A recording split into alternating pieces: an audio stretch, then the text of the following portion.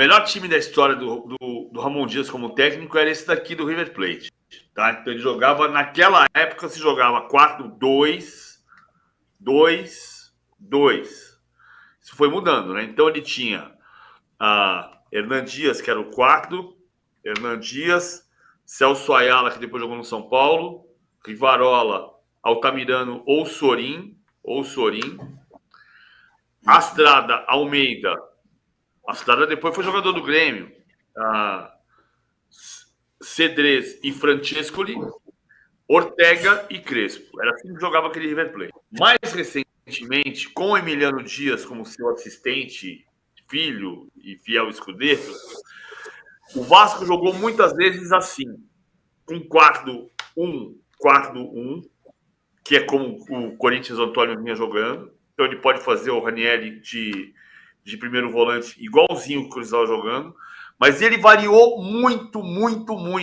Ora com um lateral direito que fosse o João Vitor, e o João Vitor é zagueiro. Então o que ele fazia? Ele fazia o João Vitor fechar de terceiro zagueiro e liberava o Piton para atacar. Na prática, atacando, era um 3-2-5, mas defendendo, voltavam os dois laterais e ele fazia um 5-4-1. Em outras vezes, ele jogou com 3 zagueiros puros. Então, é muito difícil ter certeza de como é que ele vai fazer. Ele fazia um 3-5-2 com um volante mais pesado e 2 de saída de jogo. E 2 atacantes na frente que podiam ser Payet e Verratti. Então, muitas vezes ele jogou com 3 zagueiros. Ora com 3 zagueiros puros e um ala na direita. Ora com um zagueiro na lateral direita, fechando linha de 4 e muitas vezes trazendo o Piton para fazer linha de 5.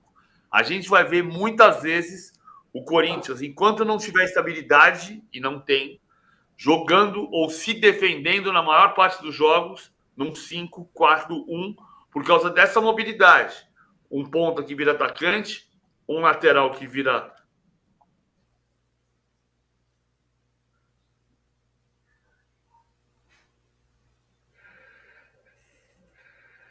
Deu uma trancadinha ali no fim da prancheta do PVC, deu uma congelada ali no PVC, que daqui a pouco está de volta com a gente.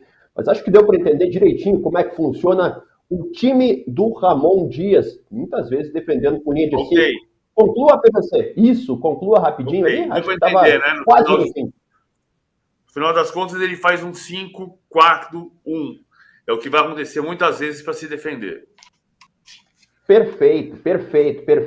Ficou bem claro como é que funciona o time do Ramon Dias. Daqui a pouco a gente vai falar de Gabigol e Palmeiras, Dudu do Flamengo, será? E é sobre isso a nossa enquete. Já vá respondendo, tá aí na tela do YouTube para você. Qual deve ser o futuro? O que você faria se fosse o Gabigol? Esperaria o exterior, ficaria no Flamengo ou fecharia com o Palmeiras? Vá respondendo enquanto isso, porque antes eu quero colocar na tela o Thiago Arantes, que vai falar da Eurocopa. Nós temos semifinal da Euro, França e Espanha. Que baita jogo, hein, Arantes? Bom dia. Bom dia, Marinho. Bom dia para o Hernan, para o PVC. Eu sei que o PVC não gosta da expressão, e eu também não gosto, mas aqui na Espanha o pessoal está falando que é a final antecipada, essa expressão que eu e o PVC tanto combatemos, né? Falaram que Espanha e Alemanha era a final antecipada, agora estão falando que Espanha e França é a final antecipada. Acho que isso é um pouco de receio também da mídia espanhola, que a Espanha não chegue na final, né? Então eles vão fazendo finais antecipadas para dizer que a Espanha está jogando algo parecido com a final. A Espanha, que é o time que jogou melhor até agora na Eurocopa, Marinho, vem com 5 vitórias, né? Sendo uma na prorrogação, 4 vitórias e um empate, digamos assim, mas a França empatou 3 jogos, ganhou só 2, né? A França fez 3 gols em 5 jogos, 2 deles foram contra e o outro foi de pênalti do Mbappé. Então a gente pode dizer que a Espanha veio desfilando até a semifinal e a França veio se arrastando até a semifinal da Eurocopa, né? Isso é sinal de temos um favorito ou não temos um favorito, Arantes? Porque assim, a gente vê que o histórico coloca a França naturalmente acima da Espanha, imagino eu, né? Mas o momento é espanhol. Tem algum favorito pelo que você está sentindo, Arantes? Olha, Maria, geralmente a gente, muitas vezes, né, a gente, para ver quem é o favorito, a gente olha nas cotações, né, de casas de apostas para você ver quem é o favorito ou não. Nesse caso, as duas estão absolutamente iguais, né? Eu acho que é muito mérito da Espanha conseguir igualar o favoritismo contra a França, porque a França, possivelmente hoje, é a seleção que tem mais jogadores de alto nível, né, no futebol mundial. A gente tem um exemplo muito simples, né? Que tem 2 zagueiros da seleção da Espanha que nasceram na França, nunca foram chamados para a seleção da França e estão jogando pela seleção da Espanha. O Lenormand, que hoje está suspenso, e o Laporte, que deve ser um dos titulares. Então, a França hoje é um time que ela tem a sua seleção muito forte, tem jogadores bons que ficam fora. Talvez o Griezmann seja reserva hoje, acho que poucas seleções do mundo poderiam se dar o luxo de ter o Griezmann como reserva, e ainda fornece jogadores, né, indiretamente para outras seleções. Então, a França tem um elenco melhor, no papel é um time mais feito, é um time que já ganhou uma Copa do Mundo, vem de ser finalista em outra, mas a Espanha vem com um trabalho muito bom, né, nessa Eurocopa, com um treinador que deu chance para os jogadores jovens e que apostou nos jogadores jovens, no caso o Nico Williams pela ponta esquerda e o Lamine Yamal, que tem só 16 anos, pela ponta direita. Então, é um mérito muito... Acho que o grande mérito da Espanha é poder hoje entrar em campo, para muita gente, sendo favorita contra a França, porque esse projeto do Luis de la Fuente, na Espanha, é um projeto para a Copa de 2026, né? Ele não é um projeto que era para dar certo já nessa Eurocopa. Ele está dando certo antes da hora. PVC, dessa semifinal sai o campeão da Eurocopa, na tua opinião? Não sei. Pode dar a Inglaterra. A Inglaterra não está jogando bem. Quem está jogando bem é a Espanha. Quem está jogando bem é a Espanha. A Holanda passou em terceiro lugar na fase de grupos. A Inglaterra passou suando sangue com o gol do Bellingham de bicicleta, que empatou o jogo no último instante. A França tem 3 gols em 5 jogos. A França é o Brasil da Euro. Não é? Está jogando mal, empatando jogos. De 5 jogos empatou 3. Mas tem Mbappé, pode resolver. A França é a grande seleção, é o grande projeto de seleção do planeta nos últimos 15 anos. Mais do que a Espanha, embora a Espanha também seja. Que é você descobrir jogadores no centro de treinamento de Clairefontaine, ter um projeto nacional de futebol que envolve a seleção, que é o oposto do que a gente faz no Brasil. Quando você convoca o jogador do seu clube, alguém vai dizer, mas convocou para tirar do meu time que tem que jogar semana que vem. Não pode dar certo. Na França é diferente. Na Espanha também é diferente. A Espanha não tem mais essa polarização Real e Barcelona. E a Espanha é o contrário, né? Hein, Thiago, eu estava tentando fazer a conta aqui de quantos vice-campeões olímpicos existem nesse time, né? Pedri, Unai Simon, Cucurella, enfim. Porque é uma coisa curiosíssima a gente pensar também sobre o que a gente faz no Brasil. É só uma reflexão. Claro que o importante é Espanha e França. A Espanha pratica o melhor futebol da Eurocopa com o técnico e uma parte do elenco vice-campeão olímpico, que perdeu a final para quem mesmo em Tóquio? Para o Brasil.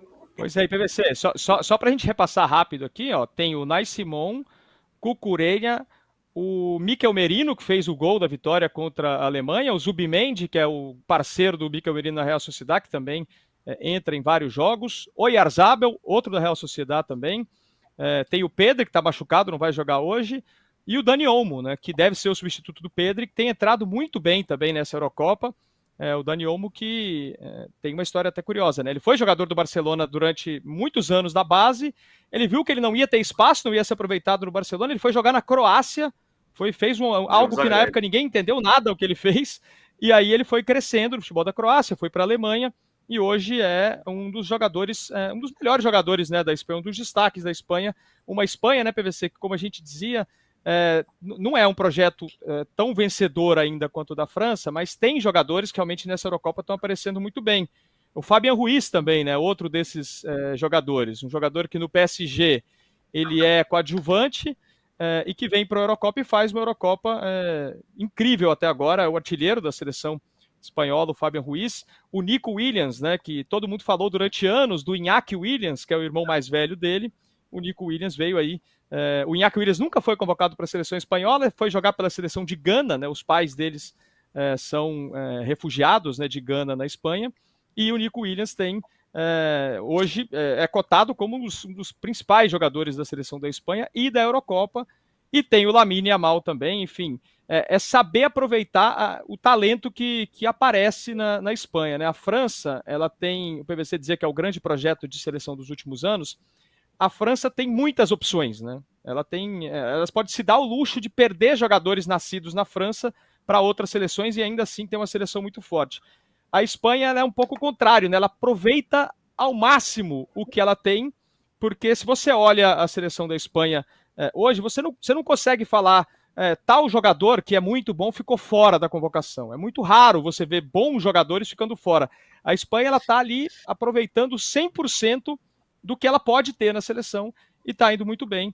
E hoje enfrenta essa França que o pessoal sempre diz que daria para montar uma outra seleção só com quem não é convocado, né? É uma diferença grande de elenco, mas é uma diferença grande de futebol também, que a Espanha está jogando muito melhor. Está jogando muito melhor. Essa conta é muito boa, cara, dos campeões olímpicos. Ontem eu estava lendo uma matéria, uma coluna do Clóvis Rossi, quando o Brasil perdeu para a Colômbia na Copa América de 91, e o Clóvis Rossi diz que qualquer sistema tático funciona se você tiver bons jogadores, mas acontece que o Brasil não tem mais bons jogadores. 1991, coluna do Clóvis Rossi. Olha isso daqui. A Espanha é sensação da Eurocopa, melhor futebol da Eurocopa, com o técnico vice-campeão olímpico e 7 vice-campeões olímpicos. O Brasil, na Copa América, teve 4 campeões olímpicos: Arana, Douglas Luiz, Bruno Guimarães e Martinelli. E o técnico, o Brasil exportou para o América do México. Então, olha a diferença. Aí eu ouço o seguinte, que o Dani Olmo, que é um jogador muito bom, do Leipzig, é muito mais exemplo de meio-campista do que os meio-campistas do Brasil. Bruno Guimarães. Cara, eu não enxergo isso. Se o Dani Olmo, que está jogando muito bem, fosse um jogador absolutamente extra classe, ele não estava jogando no Leipzig. Ele estava jogando no Bayern de Munique ou no Borussia Dortmund. Eu não estou dizendo que o Dani Olmo está jogando no Real Madrid. Veja, não estou dizendo que o Dani Olmo não está jogando melhor do que Paquetá, Bruno Guimarães. Não se trata disso. O Dani Olmo está jogando muito melhor. Eu estou dizendo é que o Paquetá, por exemplo, pode jogar o que o Dani Olmo está jogando, se você tiver um projeto organizado de seleção. PVC, e só para pegar esse gancho que você fala da seleção brasileira, só para pegar esse gancho do PVC, Marinho, a Espanha jogou a prorrogação contra a Alemanha. O time da Espanha, durante a prorrogação, tinha o Nacho, que em condições normais é o reserva do Militão no Real Madrid. Tinha o Rossellu, que em condições normais é o reserva do Rodrigo no Real Madrid. Era na temporada passada, agora ele vai sair. E tinha o Ferran Torres, que é o reserva do Rafinha no Barcelona. Então, assim, a seleção que está jogando o melhor futebol da Eurocopa e que chegou numa semifinal de Eurocopa, conquistou essa vaga na prorrogação contra a Alemanha com 3 jogadores que são reservas de titulares da seleção brasileira, né? Então, ilustra um pouco isso que o PVC falou, que às vezes o trabalho do treinador, o trabalho como seleção da confederação, enfim, a continuidade do trabalho, ele potencializa jogadores que talvez não sejam tão brilhantes, e o Ferran Torres não é um jogador brilhante, o Dani Olmo é um bom jogador, mas não é um jogador de primeiro nível, a se tornarem jogadores importantes numa campanha como essa, né? Com certeza. Thiago Arantes, deixa eu me despedir de ti, te desejando uma baita cobertura aí, acompanhando mais um jogo importante. Legal demais essa Eurocopa. É sempre um prazer estar falando contigo, amigo. Um abraço. Valeu, um abraço, Marinho, PVC, Hernan. Sempre legal bater essa bola com vocês aqui. Até a próxima. Valeu. Thiago Arantes falando conosco sobre a Eurocopa, porque agora o assunto é Gabigol. Será que o Gabigol vai para o Palmeiras, sim ou não? Como é que está a situação do Dudu? Pode acabar no Flamengo, sim ou não? Já vai participando da nossa enquete que é sobre esse assunto. O Hernan já está fazendo que não ali Então eu quero saber de ti, André Hernan, como é que tá? Primeiro o Gabigol e depois o Dudu, porque tem muita coisa importante acontecendo entre Palmeiras e Flamengo. É importante a gente dizer que esse assunto já é um assunto passado, já não vai acontecer, não existe mais essa possibilidade de troca. A questão do Gabigol, é importante dizer para vocês o seguinte: o Gabigol trabalha, né? O Palmeiras, melhor, trabalha para ter Gabigol em 2025. Esse é o plano A do Palmeiras. Eu publiquei isso ontem na minha coluna Mercado da Bola. A ideia do Palmeiras é negociar e assinar um pré-contrato com o Gabigol. Esse é o desejo do Palmeiras para já.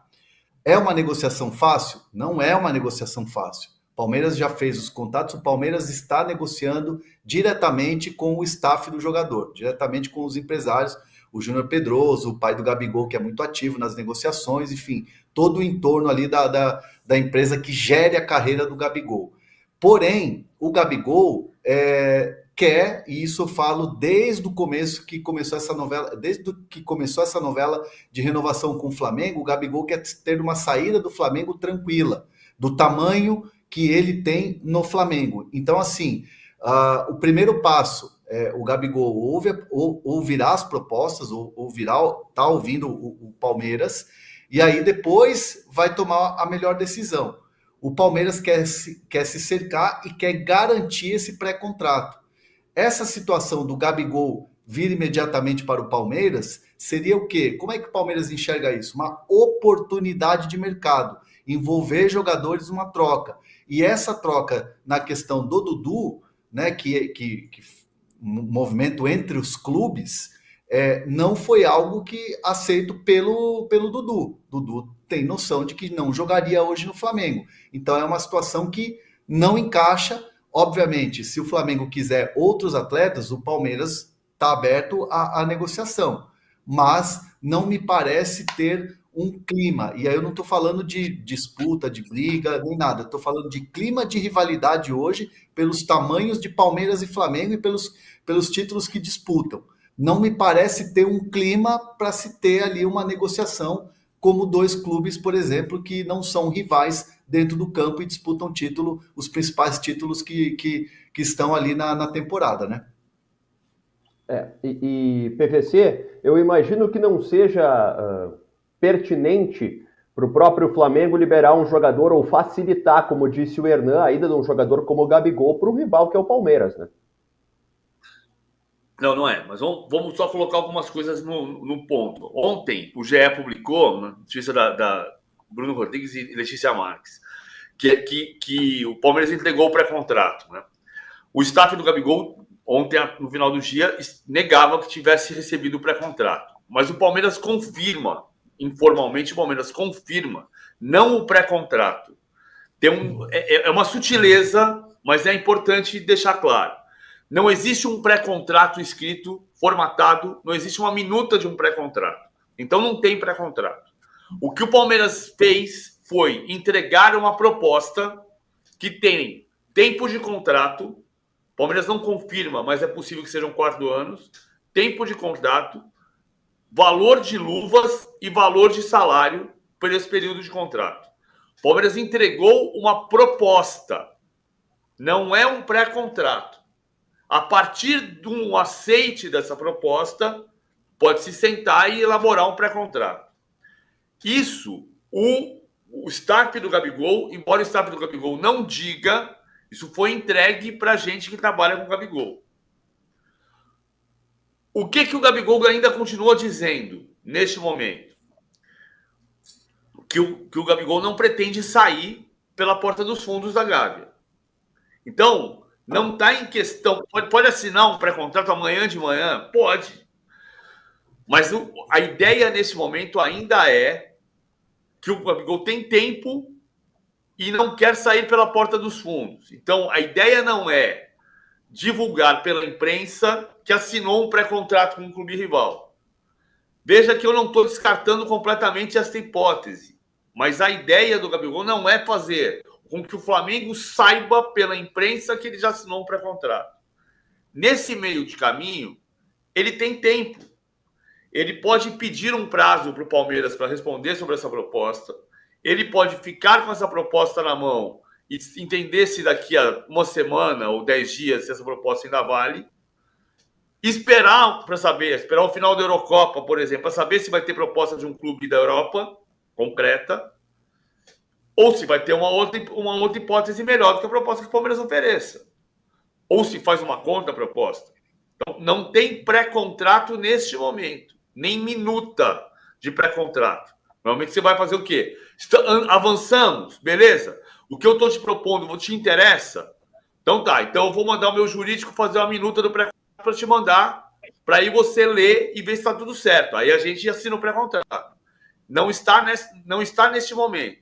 Está no momento em que o Palmeiras entregou para o staff do Gabigol uma ideia de tempo de contrato e valores de luvas e salários.